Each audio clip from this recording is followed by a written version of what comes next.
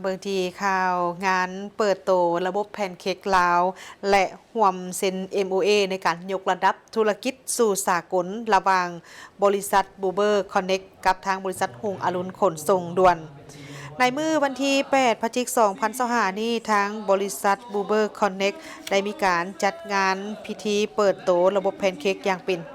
ระบบแพนเค้กลาวอย่างเป็นทางการอยู่ที่โรงแรมดอนจันทร์พระเลศนครหลวงวิจันทร์พร้อมทั้งมีการเซ็นบทบันทึกความเข้าใจ MOA ร่วมกับทางบริษัทหุงอรุณขนส่งด่วนซึ่งเป็นการยั่งยืนถึงการเติบใหญ่และการก้าวหน้าเข้าสู่มาตรฐานสากลโดยงานดังกล่าวนี้มันจัดขึ้นด้วยบรรยากาศที่คึกคืนและมีแขกที่เข้าร่วมเป็นจำนวนลงหลายท่านทองลีศรีสุริตเลขาคณะบริหารงานศูนย์กลางสาวนมปัตตชนปฏิบัติลาวท่านประสิทธิเดชหลวงวิไล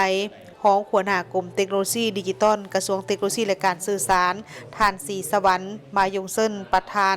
กลุ่มบริษัทผู้อำนวยการใหญ่บริษัทหุงอรุณโลจิสติกส์จำกัดและท่านห่วงหลงประธานบริษัทแพนเค้กเวียดนามได้เข้าร่วมท่านบุลักษ์นันทศรประธานบริษัทบูเบอร์คอนเน็กแพนเค้กลาวได้เป็นผู้ต่างหน้าขึ้นเปิดการนำไส้ระบบแพนเค้กลาวอย่างเป็นทางการซึ่งเป็นการแสดงให้เห็นถึงการยกระดับการบริการให้ทันสมัยและมีประสิทธิภาพหลายขึ้นทั้งเป็นการร่วมกันลงนามเซ็นบทบันทึกความเข้าใจ MOA ระหว่างแพนเค้กลาวและบริษัทหุงอรุณขนส่งด่วนเพื่อสานต่อความเข้มแข็งทางด้านธุรกิจและการตลาดออนไลน์เพื่อยกระดับการขนส่งของหุงอรุณให้เข้าสู่สากลหลายขึ้นระบบแพนเค้กนี้แม้ได้มีการควบรวมเอา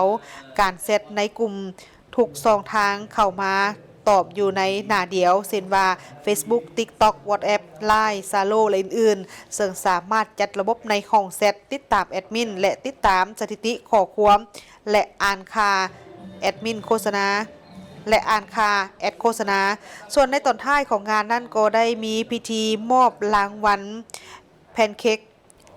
Sharing Star ซึ่งเป็นการย่องยอสมเสยผู้ที่มีผลงานที่ดีเด่นให้กับบรรดาห้างค้าที่มียอดขายสูงสุดการจัดงานในครั้งนี้ยังเป็นอีกบาทก้าวหนึ่งที่สำคัญของแพนเค้กลาวในการสร้างเครือข่ายที่เข้มแข็งยกระดับมาตรฐานการบริการและก้าวไปสู่การเป็นผู้นำในตลาดภายในภาคพื้นอย่างมั่นคง